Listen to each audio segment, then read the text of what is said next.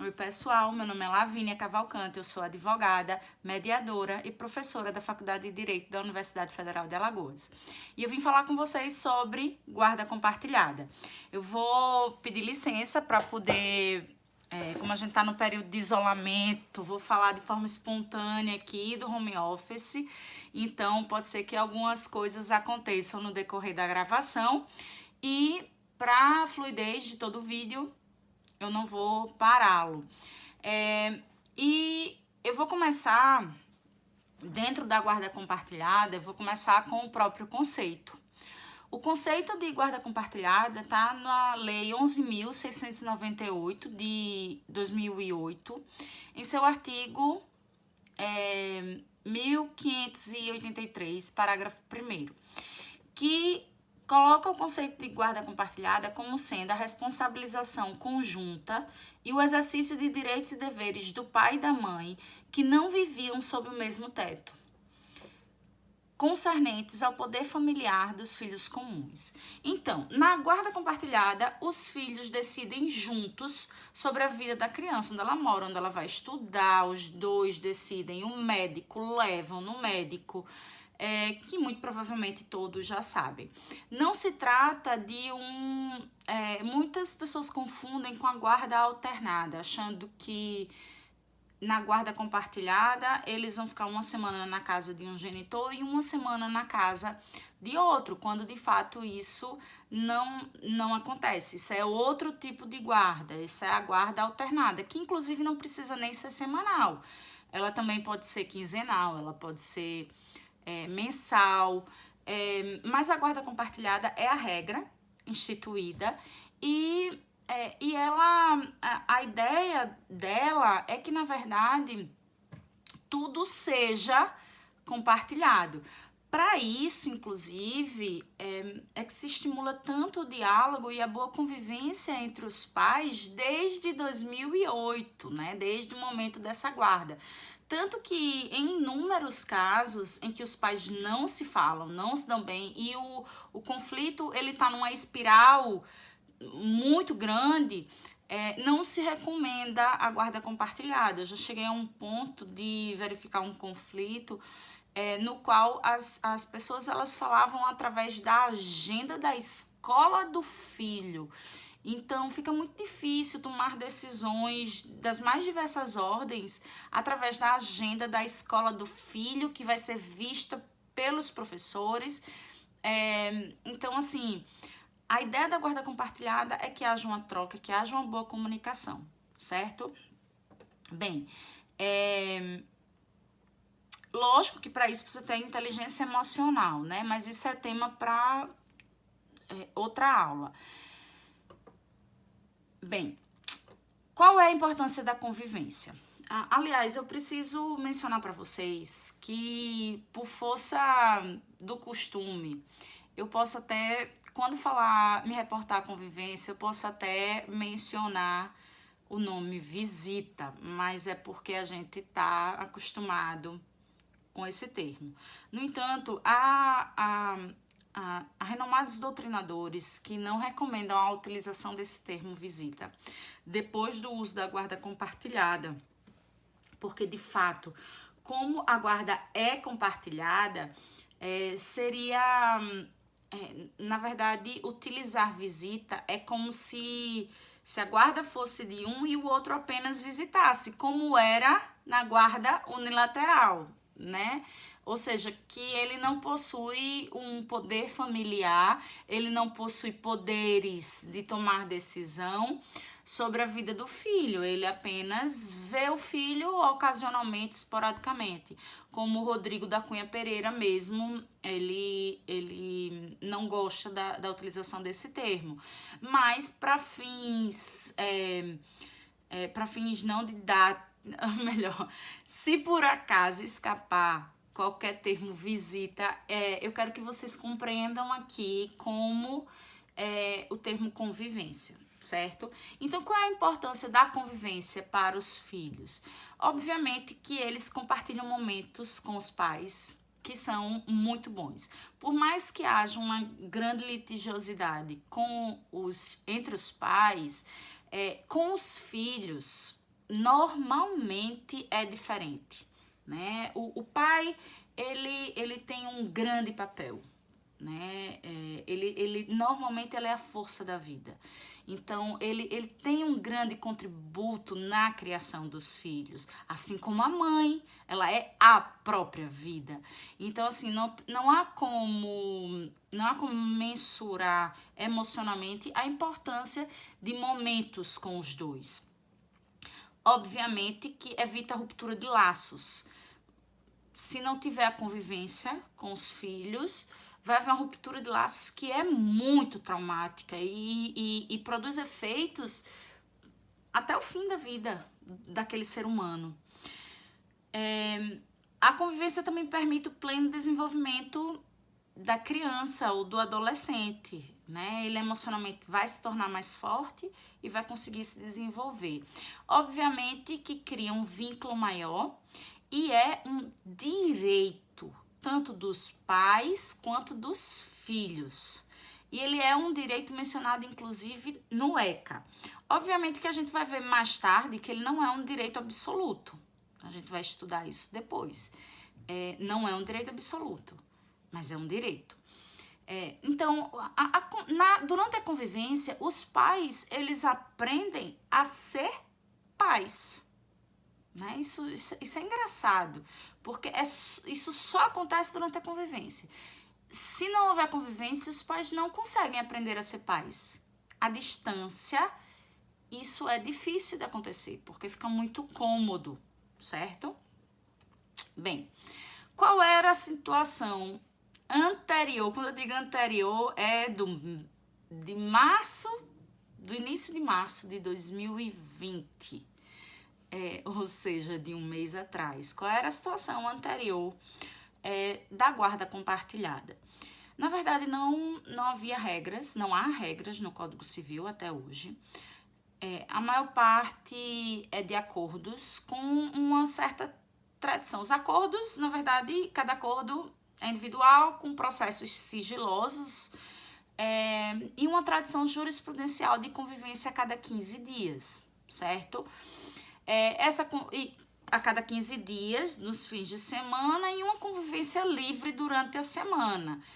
O que significa que, tipo, eu fico a cada 15 dias no fim de semana, mas ele dorme comigo 3 vezes na semana, 2 vezes na semana, dorme 2 vezes na semana e 3 vezes almoça comigo.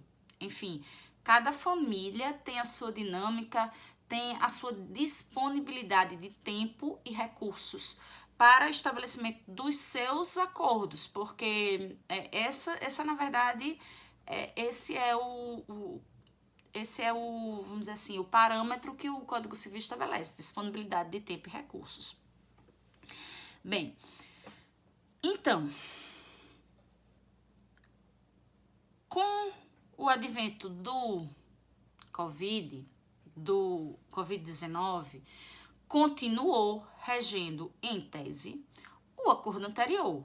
O que estava valendo continuava, tudo em tese. Só que aí muita coisa começou a ter que ser revista, né? Em virtude dessa nova realidade. Eu vou falar essa nova realidade inicialmente sobre 2 aspectos. O contexto social, que todo mundo hoje conhece, e o contexto jurídico. Mas o contexto social, do ponto de vista também da criança, certo? Então, em decorrência do Covid, passou-se a ter, todo mundo passou a viver tempos de incertezas, né? Com necessidades sociais novas, com fatos nunca vividos pela humanidade. Desde 11 de março de 2020, a OMS, a Organização Mundial da Saúde, declarou a existência de uma pandemia e recomendou o isolamento social para evitar doença, morte e caos social na saúde pública dos países. Ela também declarou que só o isolamento social controla o Covid e disse que o Covid já matou crianças e não podia dizer que ele é uma doença leve em crianças. E aqui vale um registro de que ainda não há estudos, por exemplo, sobre o impacto do Covid em crianças com autismo, por exemplo, que possuem certas limitações orgânicas, né? E a letalidade com relação a elas, né? Então, assim, é importante perceber que ainda não há estudos, a gente ainda está, vamos dizer assim, às cegas. A gente ainda está às cegas no tocante aos riscos às crianças. A Sociedade Brasileira de Pediatria, logo no início, em março, também reiterou a importância do isolamento social. Então, a gente está hoje há um pouco mais, eu gravo esse vídeo há um pouco mais de um mês do início da declaração de pandemia, e eu vou falar apenas da realidade no Brasil, porque se for para o mundo eu não consegui nem acompanhar, porque no mundo já se ultrapassa, por exemplo, nos Estados Unidos, eu realmente não estou conseguindo acompanhar, mas parece-me que a quantidade de mortes diárias já ultrapassou 3.000. Então, é uma situação realmente terrível. E a escalada do Covid, em 14 de abril de 2020, esses dados eu obtive há 2 dias atrás, após quase um mês de quarentena, são mais de 25 mil casos confirmados no Brasil e mais de 1.500 óbitos. Em Alagoas, hoje, mais de 70 casos confirmados. Quando eu fiz a pesquisa, há 2 dias atrás, eram quase 60. Eram 50 e poucos casos. Hoje são 70. Né? Então, assim, a escalada é muito grande. E 5 óbitos. Quando começou a questão do Covid, todas as escolas declararam suspensão das aulas e declararam férias coletivas. Então, todas as crianças foram enviadas para casa. E, posteriormente, depois de um longo período em casa, até o final de março, a maioria iniciou aulas à distância. Então, a realidade hoje é que os pais estão tendo que lidar com as crianças, estão tendo que estudar, ensinar as crianças dentro de casa. Contexto jurídico de toda a situação. O direito realmente ele está sendo desafiado. Talvez ele modifique muitas premissas diante de todas essas mudanças de circunstâncias mundial e local. No curto período de uma semana, a ampulheta sociojurídica do Brasil ela virou realmente. O direito de família mudou de uma maneira quase irreconhecível, como a gente verificará em alguns pontos aqui. Não há como negar que o Covid ele é um marco histórico e a gente vai estudar o Covid de uma maneira assim, antes e depois do Covid, a CDC. Tudo minúsculo, pelo próximo século, muito provavelmente. Então, o Covid passou a ser uma possibilidade real de mudança da guarda compartilhada, né? De uma série de mudanças, inclusive da guarda compartilhada. Qual é o ideal? O ideal é os pais, obviamente, terem um diálogo, sentarem e conversar. Terem uma boa relação. Mesmo os que não tinham, é bom sentar e conversar e estabelecer isso. Ou seja, uma nova agenda de convivência. Né? Apenas para fins didáticos, eu estou denominando essa guarda nesse período de guarda emergencial. Né? Guarda emergencial. A gente está falando em direito do trabalho emergencial. A maior parte das áreas elas estão se valendo dessa terminologia emergencial. Então eu aproveitei para utilizar também no âmbito da guarda emergencial. O ideal é a gente poder estabelecer um novo acordo dessa guarda emergencial.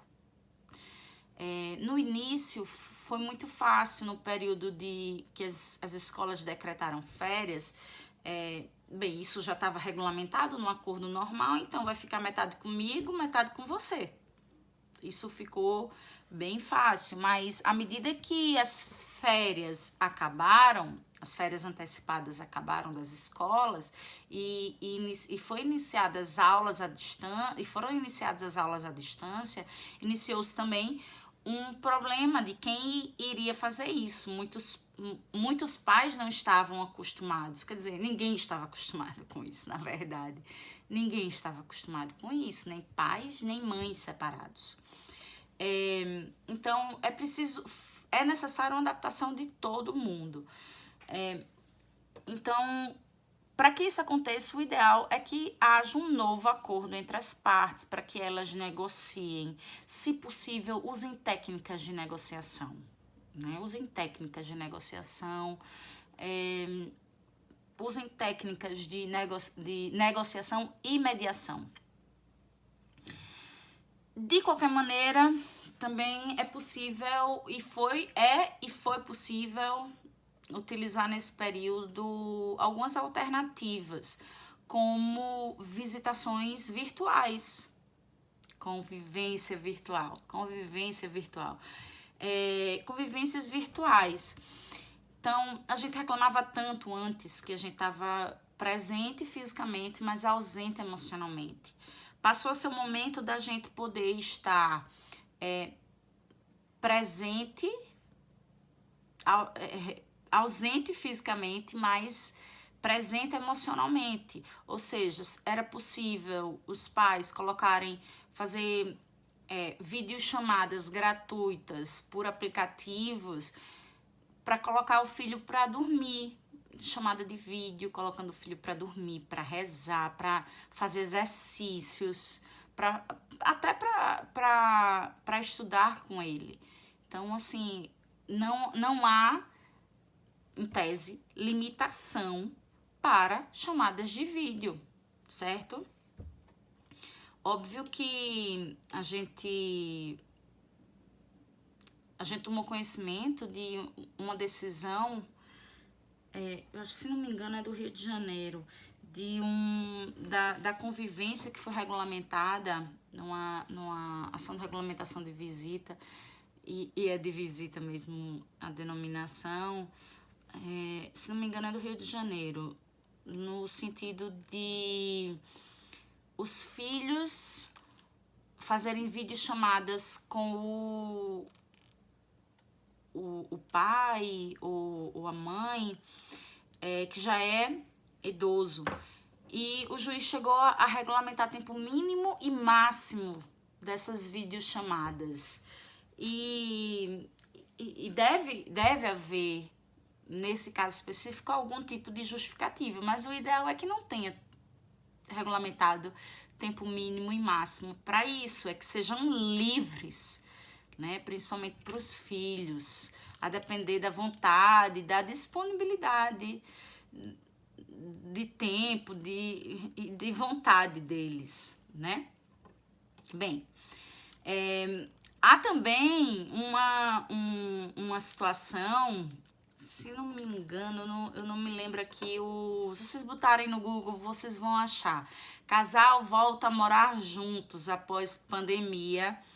É no Rio de Janeiro, uma situação no Rio de Janeiro, que um casal, eles resolveram fazer um novo acordo durante a pandemia. Veio a pandemia, eles estavam separados, sobreveio a pandemia e eles resolveram, para não haver o distanciamento, né, da filha, para não ficar muito tempo, para não ficarem muito tempo sem ver a filha, resolveram voltar a morar juntos, mesmo separados como casal.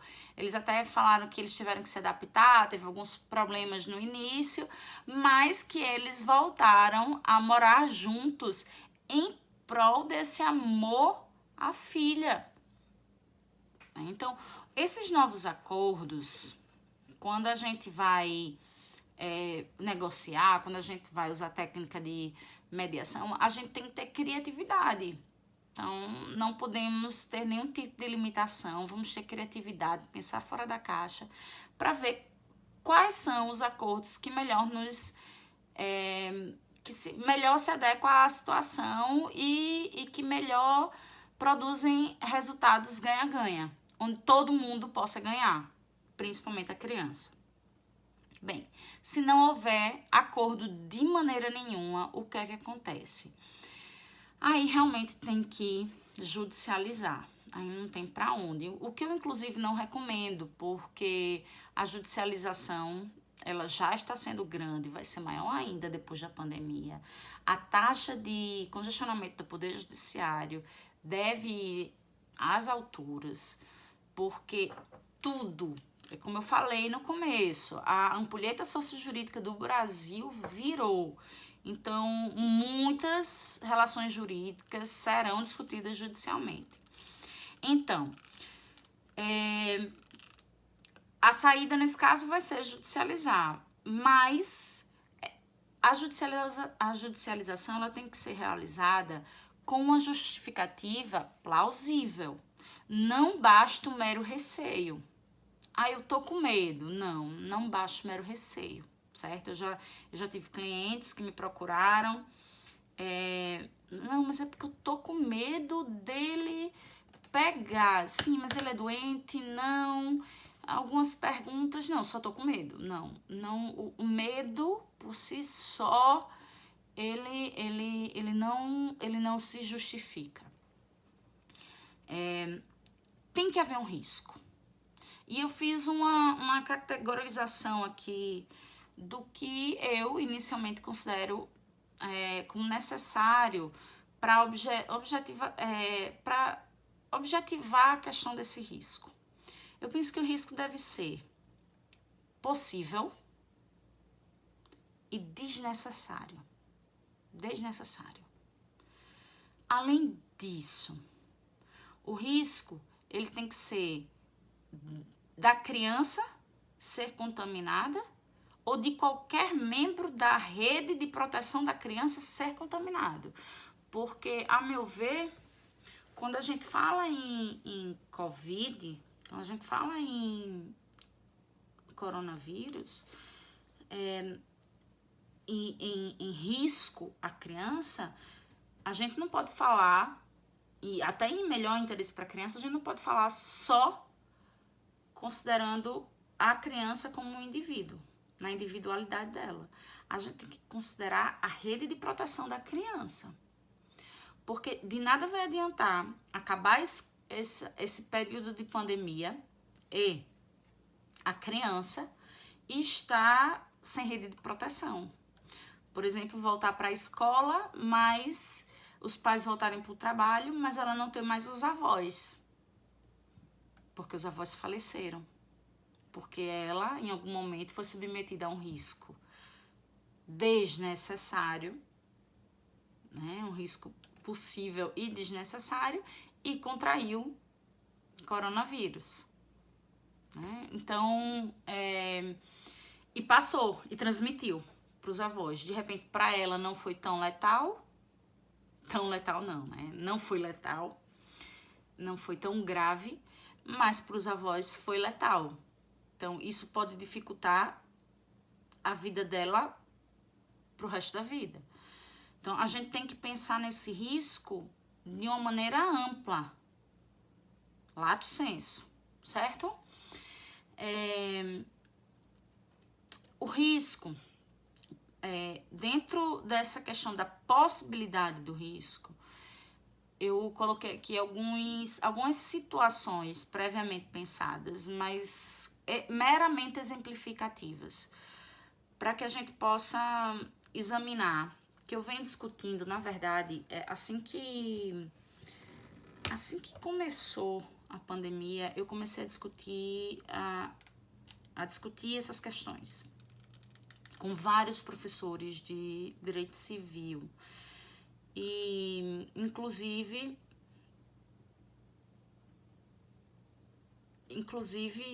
publicamente sobre isso. E realmente, eu venho refletindo sobre isso há praticamente um mês. Então, eu já estabeleci alguns critérios. Eu não queria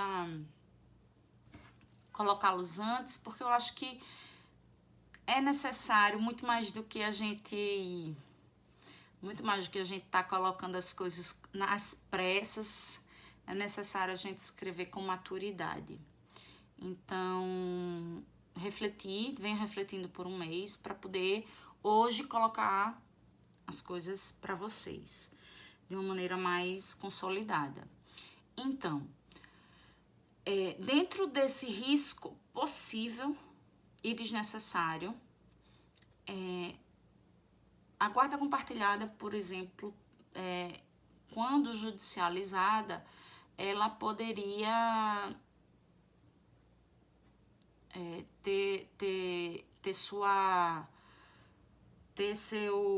poderia ser mantida, né?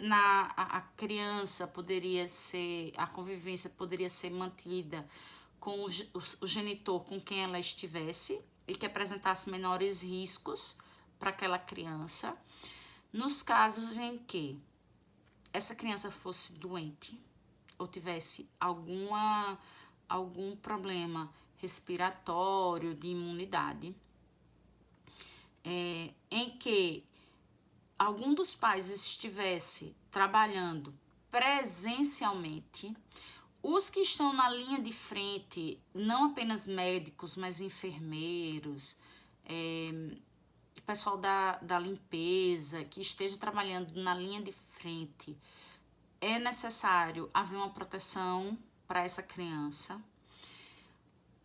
Pais que não respeitam o isolamento e saem, certo? Vamos supor, tá acontecendo muitas lives.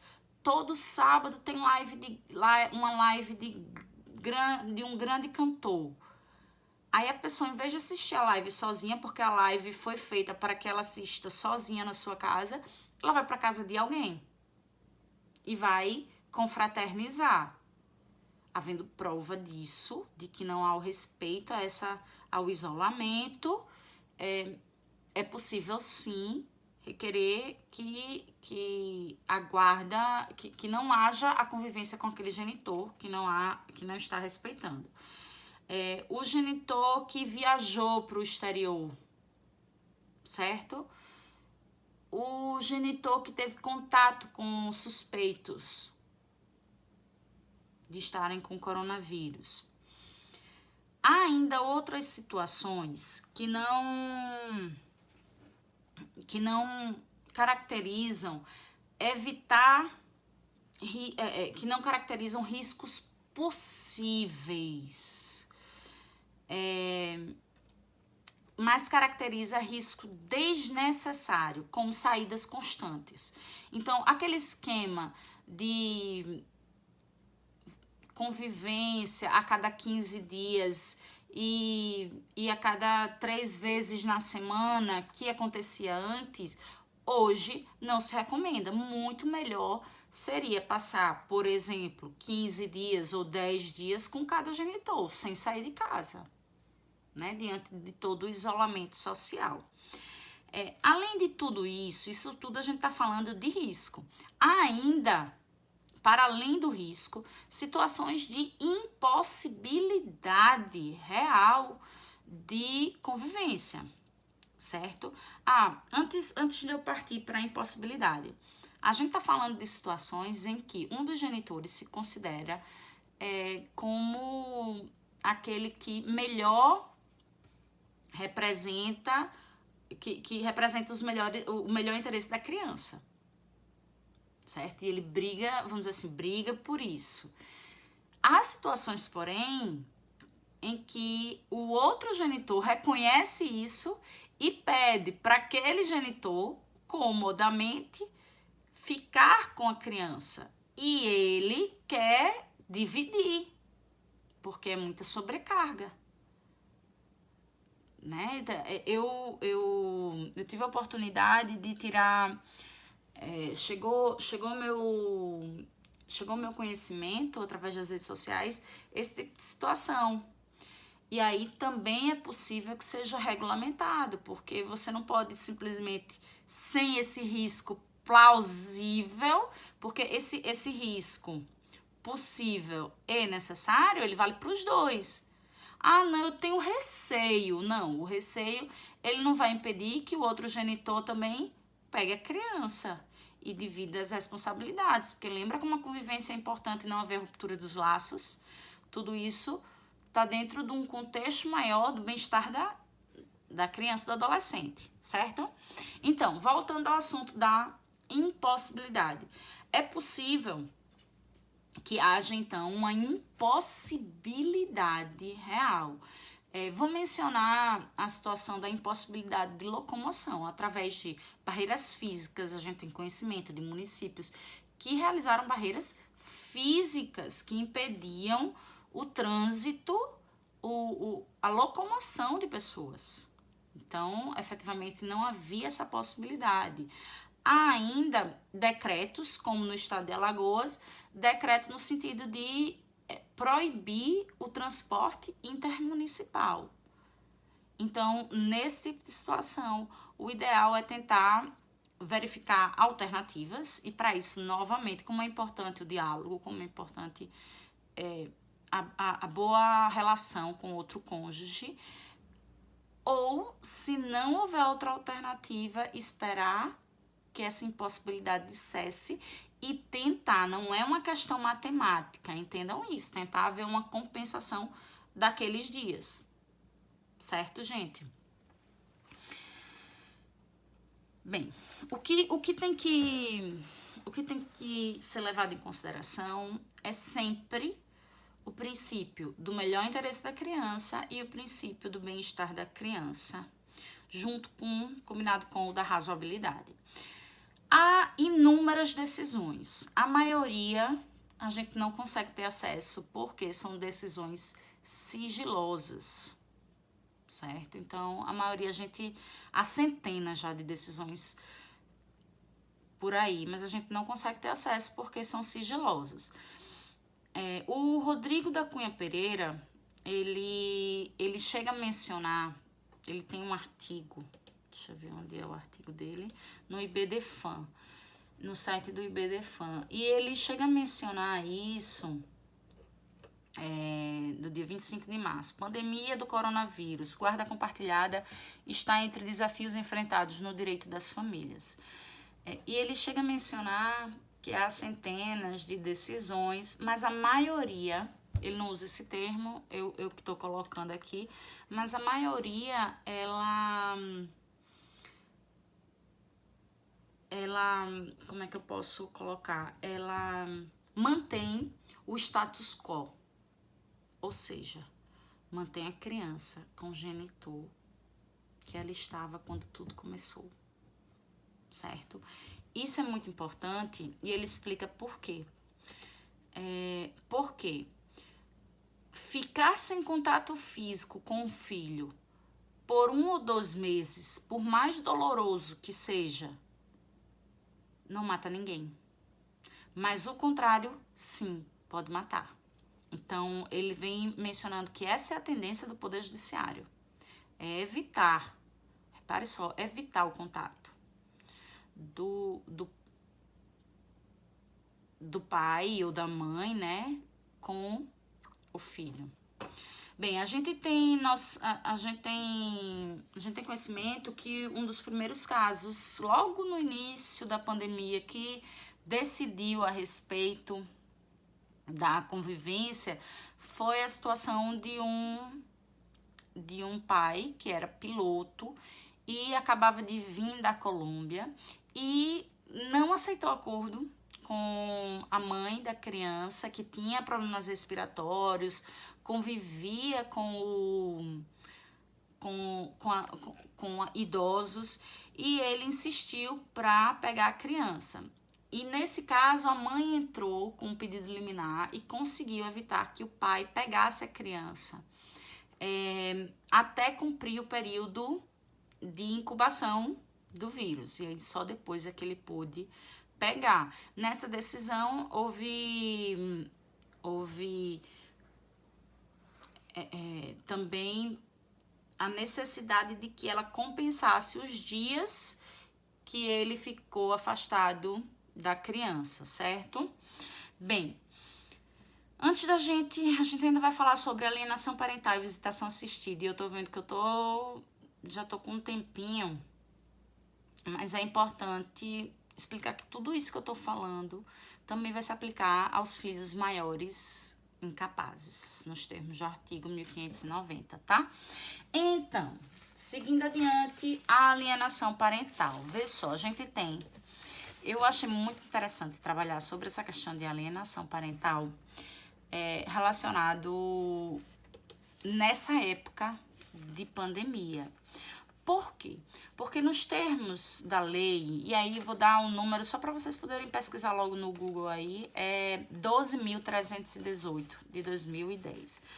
Nos termos do artigo 2º, inciso, quarto, dificultar o exercício do direito regulamentado de convivência familiar é considerado um ato de alienação parental.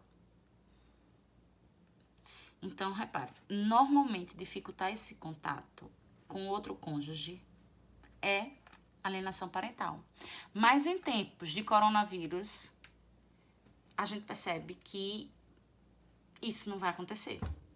Isso foi relativizado, certo? Evitar contato, evitar a convivência pode não ser mais um ato de alienação parental. Certo? Vai ser muito relativizada essa questão. Até porque, quando a gente vai aqui para o artigo 3º, ele menciona que a prática de ato de alienação parental fere direito fundamental da criança ou do adolescente de convivência familiar saudável. Não há como a gente falar em convivência familiar saudável, né? Se há risco à saúde da criança e da rede de proteção da criança. A saúde da rede de proteção e a vida da rede de proteção da criança. Então, realmente, não há como a gente falar numa convivência familiar saudável. Quer queira, quer não, a gente pode fazer uma interpretação dentro de toda a ciência da hermenêutica. A gente pode fazer uma interpretação uma nova interpretação desse ato de alienação parental para não compreendê-lo mais como dificultar o contato dificultar o contato com outro cônjuge, contato físico, tocando, como ato de alienação parental, a convivência tocando. Mas considerar o ato de dificultar a convivência familiar, vamos dizer assim, qualquer convivência familiar. E por que eu digo isso? Porque a convivência familiar, como a gente já mencionou no início, ela pode ser realizada de diversas outras maneiras. Ela pode ser realizada virtualmente. Ela pode ser realizada de tal maneira que o pai, ele pode passar todos os dias, por exemplo, na porta da casa do filho, do prédio do filho e dar tchau.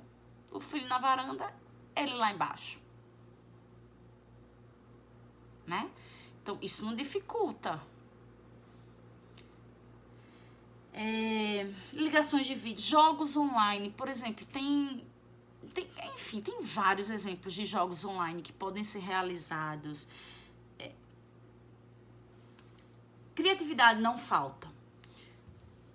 Agora, se o pai ou a mãe, né, se o genitor dificulta até a convivência virtual nessa época de coronavírus, aí sim a gente pode falar em um ato de alienação parental.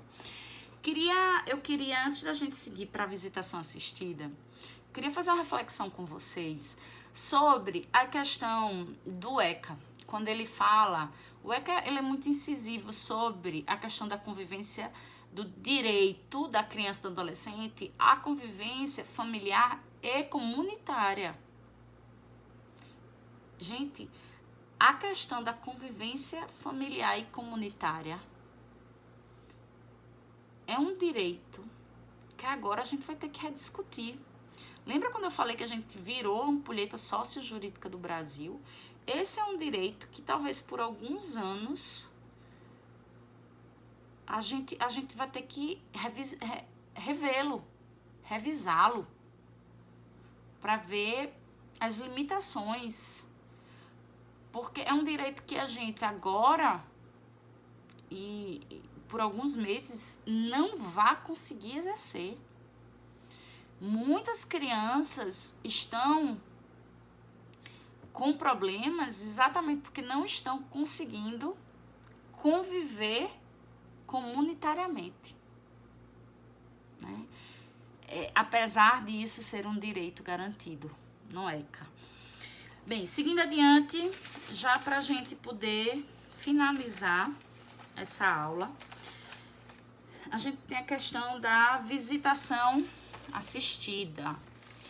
Queria trabalhar isso porque, obviamente, que o coronavírus pegou todos de surpresa. E existiam situações de violência que estavam sendo... cujos pais estavam convivendo de uma maneira assistida. E nessa situação, penso eu, que não seria seguro para a criança exigir a presença de um terceiro. Vamos supor, aqueles pais que abusaram sexualmente dos seus filhos e estão fazendo um regime de visitação assistida. Nesse tipo de situação, o ideal, penso eu, para a segurança da criança, em todos os sentidos, porque aí a gente teria um duplo risco do genitor, tanto de contágio quanto de um novo abuso, né? E de um terceiro. Risco de contágio, né? O risco do contágio do terceiro. Então, penso que é um risco possível e desnecessário.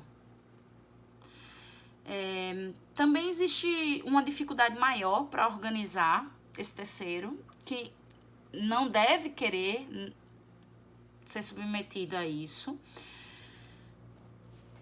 Então, nesse tipo de situação, penso que o melhor interesse da criança, para o bem-estar da criança, seja suspender realmente a visitação, ou, assim, suspender no sentido de substituí-la por uma convivência virtual. Inclusive, na própria lei de alienação parental, a gente tem o artigo 4º, quando ele fala no parágrafo único, algumas exceções. E ele diz assim: assegura-se à criança ou adolescente e ao genitor garantia mínima de visitação assistida. Repare só. Ressalvados os casos em que há iminente risco de prejuízo à integridade física ou psicológica da criança ou do adolescente, atestado por profissional, eventualmente designado pelo juiz para acompanhamento das visitas. Não há como, né? Então, isso era o que eu tinha para hoje, para passar para vocês. Espero que tenha contribuído em alguma coisa e eu vou estar à disposição. Agradeço a professora Karina Franco e a SESMAC pela oportunidade e estou à disposição para tirar qualquer dúvida. Um abraço.